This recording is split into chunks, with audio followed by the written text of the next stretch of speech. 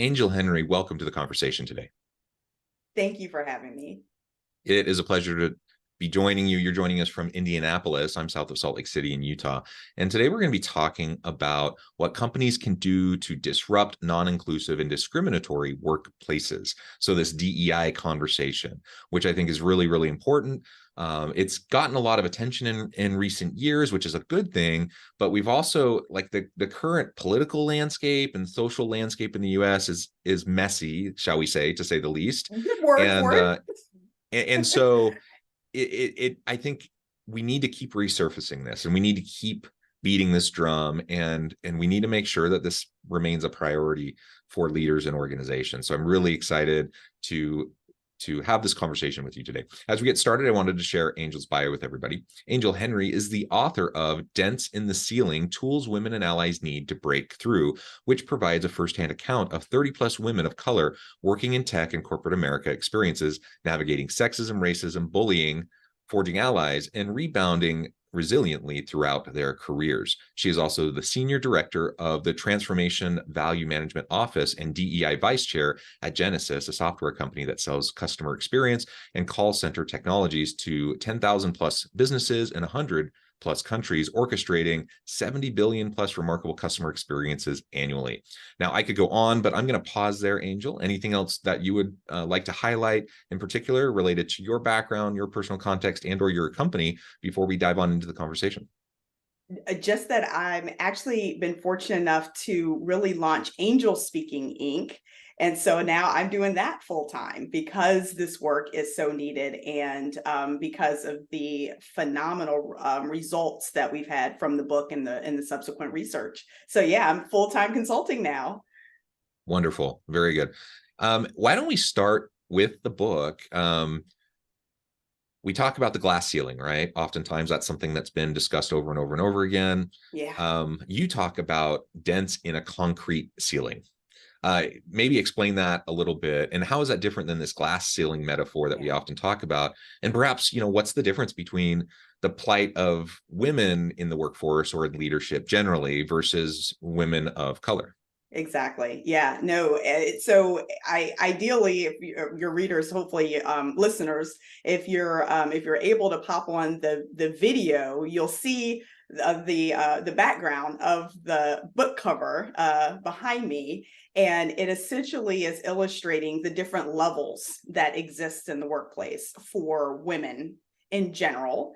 And as we all know, there's a glass ceiling for women, right? Women tend to reach a certain level in senior management, and it is really hard to get to the executive level, the C-suite, right? So think CIO, CEO, CFO, CMO. Really hard to get into that sacred space is what happens. And there's so many reasons, lots and lots of research, but at the end of the day, it exists. There's a real barrier there. What when I talk about in my research is actually for women of color, really any woman who is experiencing different layers in her identity, meaning race, ethnicity, culture, sexual orientation. Anytime you add on an additional layer on top of gender, you are adding on another layer of barrier that it is to ascend in your career to those higher heights. So if you've got 3 or 4 layers in there, then it's more of a concrete ceiling. And as much work and effort is going in, we really are just making dents in it. And so when we have a lot of, as we just recently had the repealing of affirmative action, when you have intentional policies and procedures, especially in corporate America, that are specifically geared to target to help folks that are from an underrepresented population, it tends to, and this is just numbers, this is just data, it tends to help Caucasian women. And so that's why they're experiencing the glass ceiling, right? Where they can see it, they're a little bit closer to the top because they've been able to move into that level of comfortability and likability that's just a little bit closer. They're a little bit, again, closer to the top, can make that stride versus women of color or women who are experiencing multi-layers of identity that are different than Caucasian, middle-aged men. Yeah, yeah. And as a straight cisgender white dude myself, I acknowledge that I have many layers of privilege. So just like you mentioned, the layers of disadvantage, and certainly women generally have that important layer of disadvantage, that, there are things that I just don't even think about. I go about my day that I don't really even consider because I'm a dude. And it just isn't, part of the concerns that I have in this world. So unless I'm taking the time to pause and step back and examine my privilege and to better understand like what the experience is of other people, then I'm going to be completely unaware of it, right? But you start to add layers. So like, let's say instead of a straight cisgender white guy, I'm, a middle-aged gay Black woman, or something like that, right? That's different layers of disadvantage that you're adding to an already challenging situation to have a fair shake, to have equal opportunity, to really have a chance to move up and have these successful careers. Of course, it's not possible, but it is harder. And that's the key, I think, is, sometimes it gets lost in this conversation as people are like, no, just pull yourself up by your bootstraps, just work hard. I'm like, well, it's possible, but it's way easier for me as a straight cisgender white guy to get ahead. Working hard, I work hard. I work very hard, but I also acknowledge that me working hard isn't the same thing as someone else who doesn't have all the same privileges working hard. And I'm still going to be further ahead. Yep. And you're speaking exactly to the point. You're giving examples around the language that we use that sometimes the vocabulary gets a little bit, it triggers people, but you're really talking about equity versus equality, which a lot of folks get wrapped around the axle on. You're also speaking to just plain bias. So when we talk about disadvantage, what we're really talking about is someone's personal bias. And until you are made aware of your personal bias, then there's nothing you're going to do about it to try to mitigate it. And so that's where I come in, right? That's where myself and the other coaches that I have in Angel Speaking, that's where we come in and really come alongside and partner with HR, DE&I offices, and provide a curriculum for supervisors to bring awareness to their personal bias. And the way that I approach it is, if you have a brain, you have bias. I have bias. Sure. Yeah, we all do. There's many, but my personal favorite is the affinity bias, right? So if I'm working as a senior leader and I'm a hiring manager, you better believe, John, if an African-American female from the Midwest who graduated from the University of Pittsburgh, who grew up in project management, who has 2 kids and a dog, you better believe I am going to take her under my wing and, pour into her and help her through, right? To just make sure that her career it just soars in sales, right? And there's nothing wrong with that. There really is nothing wrong with that. That is you wanting to give back, right? You identifying with somebody who's like you and wanting to give back. Nothing wrong with that. The issue, John, is that we end up unintentionally creating a bunch of mini-me's. And again, there would be nothing wrong with that. The problem, though, is that everybody at the top, those that are in the C-suite that are primarily, we're talking tech, healthcare, pharma, athletics is a huge one, the banking and financial industry. When you're talking about large industries that are primarily male dominated, if you keep reading mini-me's, then you're just going to keep getting more of the same. And what your podcast talks about, innovation, then you end up lacking innovation, right? Because then you have this very monolithic, one lived experience persona that permeates throughout your product, your projects, your customer experience. And it is absolutely negatively impacting organizations' bottom line without a shadow of a doubt. For sure. So the business case is clear. Yeah. And hopefully the human case is clear enough that regardless, we want to make sure we're doing right by people. It's really interesting. Just yesterday, I was on a panel where we were talking about business ethics generally, but DEI stuff came up as part of the panel conversation. And as you might expect, when we got to the Q&A period, there was one, I'm sure, well-intentioned Caucasian man who made the comment. He actually brought up the recent affirmative action cases in the Supreme Court over the summer, and he was trying to equate DEI directly with affirmative action and saying, see, look, the Supreme Court said this is unconstitutional. You got to knock it off, right? And so I'm like, whoa. And you're like, that was a hard left. Yeah, so that was first of all, that's not a good equivalency at all. But second of all, he was making the argument, well, what about white guys? Like, we're putting all this attention towards people of color and women and LGBTQIA, etc. But what about people like me who just don't have a chance? And that's his perception. And I acknowledge the very real fear that he's experiencing, because he feels, I don't think it's accurate, but he's feeling like he is disadvantaged. What I think is really happening is he just has less advantage than he used to have because things. Actually, it's this notion that unfortunately we have, I think I'll say in this country, because my lived experience is the United States. It very well might be in other countries, but definitely predominantly here, there's this notion of, if I give to you, that means that I have to give something up from you. Yeah. And that's not the case, right? There is that person, unfortunately, is operating from a mindset of scarcity versus an abundance mindset, where the abundance mindset just means there's enough for everybody, right? The pie is big enough for us all to get a very healthy slice, a slice that is needed for me. Again, back to that equity versus equality concept. So and that's why I talk about mindset so much.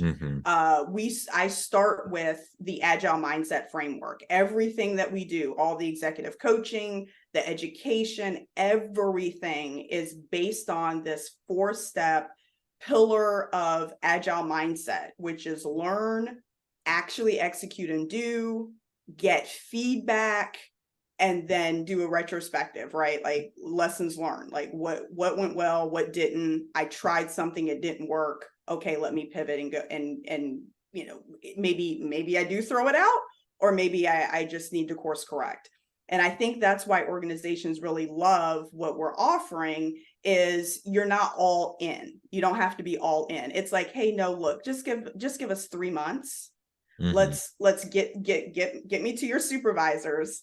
Give me 3 months. Let's do some micro education, and let's quickly get them to practice so that we're there to handhold them through, right? So a lot of training and development and leadership organizations, the model is, we'll come to you, we'll do a half day, a week, a couple of weeks, do some education, and we're off to the next, right? Or bring your people to our organization, or bring them into our Zoom room. We'll train them and we're off to the next. And supervisors are left thinking, I've got too much to do. I've got sales targets to meet. I have deadlines and milestones. I've got, Kim's going on maternity leave, and Brian's getting married, and such and such. I have life to deal with and work to manage. Now you're asking me to add on another layer. And it's like, no. I'm just asking you to actually change your mindset, right? I'm just asking you to change your habits. I'm asking you to get rid of habits that are no longer serving you or your team. And I and my team are going to come in and introduce some new habits that are going to help you. So for the cisgendered white man who says, what about me? I always say, well, this is inclusive training. So that means you are absolutely included. And you're part of the inclusion, right? You're a part of the inclusion. Yes. And so I always give the example, and it usually kind of, I always give the example to say, you know what? Let's look at Japan. Japan had a phenomenal model, has a phenomenal model where they offer parental leave to fathers for several months, right? Mhm. Several months that they can take off. The gentlemen, these soon-to-be fathers, were not taking advantage of it at all. I mean, this is Mhm. government sponsored, government sanctioned. The company's like, yeah, you can do it. They weren't doing it. Yeah. They were scared, right? They were scared for their jobs. Like, if I take this, am I going to be, off track? Am I not, what's going to happen? Am I not going to be seen as a team player? Will I never progress? Will all the hard work I've been doing for naught? So some legitimate concerns. And so as a result, Japan had to intentionally get down with organizations, educate, communicate, and support so that they can now increase the amount of gentlemen who are taking parental leave, right? And I'm like, well, that's for the fathers. We here in America have the exact same situation where parental leave is now starting to become a thing. It's in most packages for organizations, and gentlemen are not taking it the way that we would hope in the droves, right? In the percentage, the numbers that we would hope.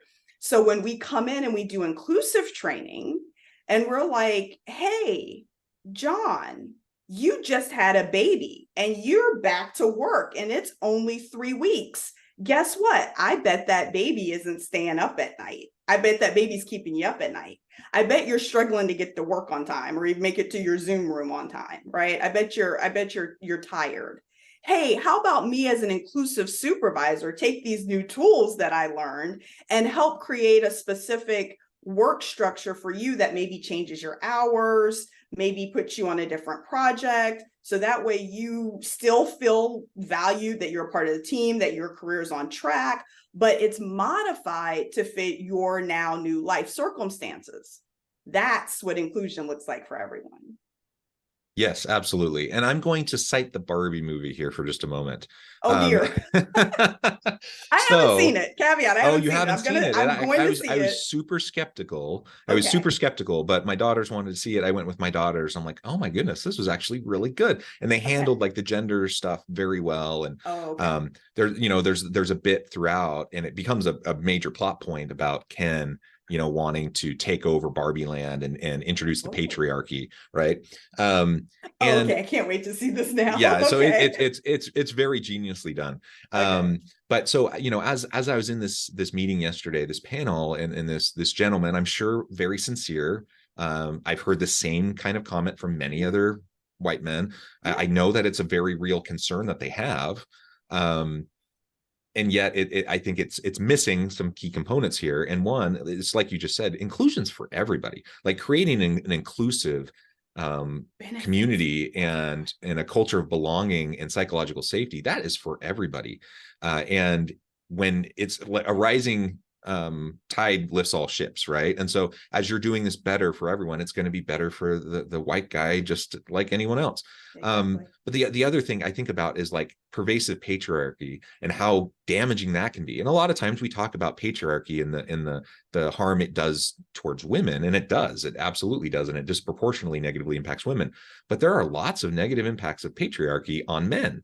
If you take a step back and you examine it a little bit, you start to realize, oh my goodness, like there are all sorts of things that I've had to deal with, toxic masculinity, etc. Right? There's so many things that are part of it, that when you actually take a look at it and you start to realize, no, when we address this is certainly it's helping women, but it's helping everybody. It's helping you. It's helping, you mentioned parental leave. I'm a professor.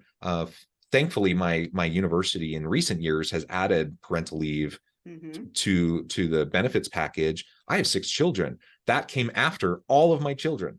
And so I did not get any leave for any of my children, but I will acknowledge I'm a professor. I have flexibility and autonomy. So I was able to kind of create my own leave, so to speak. Right. And that's an advantage I had that a lot of dads don't have. Right. But when you look at it, and I'm thinking, wow, now the fact that like new faculty members, younger faculty members will have that opportunity. Does that just make me mad that I didn't get it? Or am I going to say, this is really awesome, it's going to make everything better for everyone?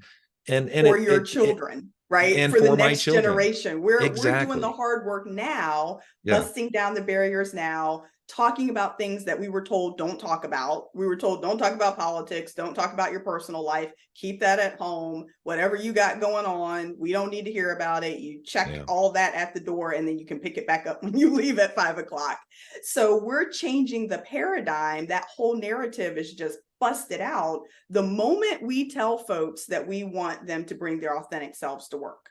The moment you say, bring your authentic self to work, that means I'm bringing my whole self to work. That means I'm bringing my 6 kids, the dog, grandma who's living with me, maybe my niece who has to stay with me because she's autistic or has mental health issues. I'm bringing it all. And so organizations have to now get ready to receive all that their employees are bringing. And what I absolutely love, because I'm right on that line there between like Gen X and millennial. And so what I love though about millennials and Gen Zers is they're not taking it, right? They're like, yeah, that whole baby boomer paradigm that was, it's out with the old and with the new. And what I'm trying to explain, especially in the knowledge working space, when you pay someone to bring their brain to work, when you're paying them for what's in here, for their knowledge, not necessarily what they're doing with their hands, but they're sitting at a computer and they're creating, they're innovating, they're on calls, and they're coming up with new products and cool ideas. When you're paying someone to do that, you cannot dictate when they have a bright idea. John, when I have a bright idea, it's 2 times. It's in the middle of the night, usually about 2:30 a.m. for some reason for me. So I always have to, pop up and put it in my notepad or scratch it on a piece of paper, and in the shower. Those are the 2 times when I get mine. That means that that's before work and that's after work. So I can't dictate to people when they're creative, when they're innovative, when they work best. I can't dictate to them their energy. I can't dictate to them when they're on. So I now have to create an environment that at the very least is breaking down barriers for them so that they can be their brightest and their best whenever that might be, and create a structure that is extremely flexible so that it works for as many people as possible, right? Like that's the new job that I have as a supervisor and as an organization. And it is a very different model than I'm the supervisor, I'm the head, I'm the chief, I know everything, and you're going to come in and I'm going to teach you. This is a very different model. We have students coming right out of graduate school that have way more expertise than we do in our little pinky, that have way more knowledge than we do. We're paying them for that knowledge. So the best thing that we can do is get the heck out of their way and let them do their thing and create all the training, the support, removing barriers so that they can do their thing. And that's just different, and it's uncomfortable because it's a departure from the traditional model that we've had in corporate and organizations for decades. And I'm, for one, am happy that it's getting busted up, and I am absolutely trying to lead the charge in it. Yeah, wonderful. Well, Angel, this has just been a really great conversation. I know at the time I need to let you go, but before we wrap things up for today, I wanted to give you a chance to share with the audience how they can connect with you, find out more about your work, your team, where they can find your book, and then give us the final word on the topic for today. Okay. All right. Well, let's see. Well, let's start with the book. So we are on Amazon. It's Dents in the Ceiling by Angel G. Henry. And if you go to my website, which is www.angel-henry.com, you can give me your information and we'll send you a free companion guide that's for women. And there's a companion guide for active allies. Next, just email info@angelsspeaking.com. That's 2 S's in the middle.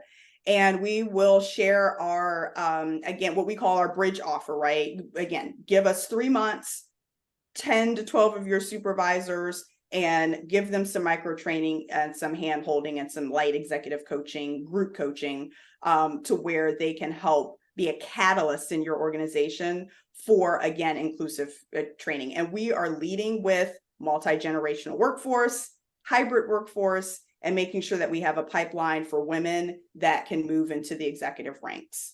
And also don't want to forget, Q4 is coming up. So lots of organizations are doing their budgeting and their planning right now as we speak. They're locking it in. So reach out to us immediately, because we want to lock you in at 2023 prices before 2024 prices hit. Wonderful. Thank you, Angel. It has been a real pleasure. I encourage the audience to reach out, get connected, find out more about what Angel and her team can do for you. And as always, I hope everyone can stay healthy and safe, that you can find meaning and purpose at work each and every day. And I hope you all have a